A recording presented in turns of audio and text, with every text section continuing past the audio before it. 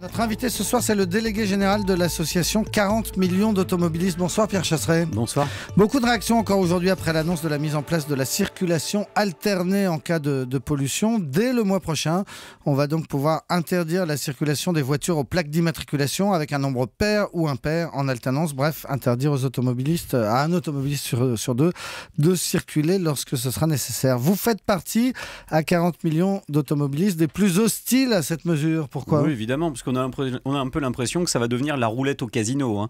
Il faut miser sur la bonne plaque d'immatriculation, puis ensuite c'est passe, impair et manque. Et puis finalement, c'est pas votre argent qui va à la banque, cette fois-ci c'est votre véhicule qui reste au garage. C'est un petit peu la loterie nationale sur les véhicules, mais sauf que là, les jeux sont pas faits, parce que cette position, cette mesure, elle est tout simplement inapplicable sur le terrain.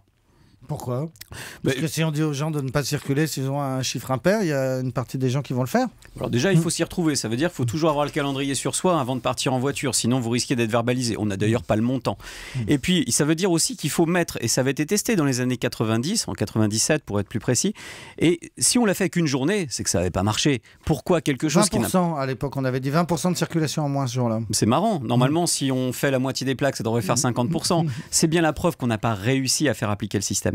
On ne peut pas faire appliquer ce système parce que tout simplement, c'est un gouffre sans fond économique, parce que ça a un coût aussi pour la société. Il faut offrir les transports gratuits. Est-ce que dans toutes les villes de France, on est en capacité de le faire ?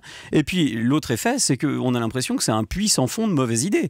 C'est pas comme ça qu'on va relancer l'économie quand même en France. L'économie est basée en France sur la consommation.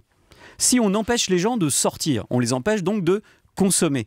Je vois pas comment on va relancer la dynamique d'un pays. J'aimerais surtout pas être ministre du redressement productif, parce qu'avec des mesures comme ça, on va fabriquer juste le chômage de demain. On a un peu l'impression, en vous écoutant, que votre droit de rouler dans votre bagnole passe avant tout.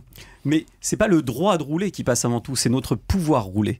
Aujourd'hui, chacun a quand même le choix de sa liberté d'emprunter le mode de déplacement qu'il souhaite. Et puis quand on regarde, on nous attaque finalement, on attaque les automobilistes français comme étant la cause et portant toute la responsabilité des pics de particules fines et de NOx, notamment sur Paris. Il faut être clair, on parle surtout de Paris.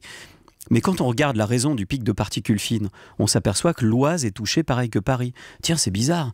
Pourtant, c'est pas aussi urbanisé, il n'y a pas autant de voitures. Alors comment ça se fait ? La réponse est météorologique. C'est très simple. Lorsque l'on a des vents du nord qui arrivent sur la France, ils transportent avec eux, bizarrement en période hivernale, toutes les particules fines, notamment des centrales à charbon allemandes, mais aussi des pays du Nord qui sont chauffés majoritairement au bois, et il n'y a pas de filtre à particules, contrairement aux voitures, sur le chauffage au bois. Peut-être, mais les voitures en rajoutent forcément. Et quand il y a un pic de pollution, on sait que c'est mauvais, on sait que ça fait des morts. Alors, attention, déjà, la ville de France où on vit le plus vieux, et une des villes mondiales où on vit le plus vieux, c'est Paris. Donc finalement, l'air me paraît plutôt respirable. Mais quand on regarde un petit peu comment ça se passe sur le terrain, on s'aperçoit surtout que l'air n'a jamais été aussi respirable d'ailleurs. Contrairement à l'idée reçue, on a plus de pics de pollution. Mais en même temps, on a plus de pics parce qu'on abaisse les normes. Ça paraît un petit peu évident. Il faut poursuivre l'effort, mais il ne faut surtout pas comparer les véhicules.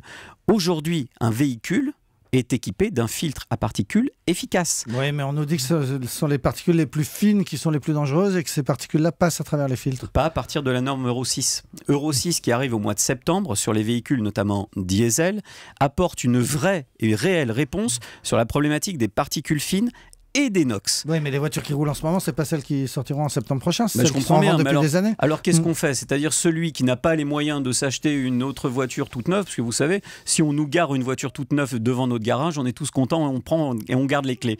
Mais celui qui n'a pas les moyens de changer son véhicule, alors en plus on va le stigmatiser. On va le montrer du doigt, puis on va lui dire vous, monsieur, je suis désolé, non, votre voiture est trop vieille, vous pouvez pas rouler. On va lui dire quand il y a trop de pollution, un jour sur deux, vous roulez pas. Et vous prenez le métro s'il y a un métro. Ou le bus s'il y a un bus. Ça, c'est très amusant. Ça, c'est très amusant comme réflexion, parce que sur le métro, il faut quand même savoir que l'endroit où on respire le plus de particules fines, c'est dans le métro. L'air du métro parisien est en moyenne entre 10 et 30 fois plus porteur en particules fines que l'air extérieur. Alors je sais ce que vous allez me dire. Vous allez me dire, oui, mais peut-être les pots d'échappement des voitures qui glissent en dessous, en souterrain. Eh bien non. Ce sont les freins, c'est ça? Tout à fait. C'est le freinage des rames de métro. Alors finalement, on va dire, comme l'air est pollué au-dessus, allez tous en dessous dans le métro, respirer un air qui est encore pire. Un dernier mot, qu'est-ce que vous suggérez alors si on ne fait pas la circulation alternée? Quand l'air est irrespirable dans les grandes villes, on fait rien? Non. On attend que ça passe? Non, la première chose, c'est de répondre à ça en arrêtant de polluer la vie des automobilistes et en les laissant aussi circuler. Et puis de penser aussi l'alternative.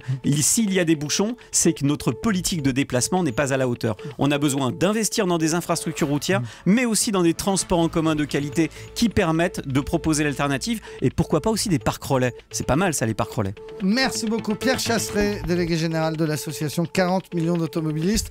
On l'a compris, il est contre la circulation alternée.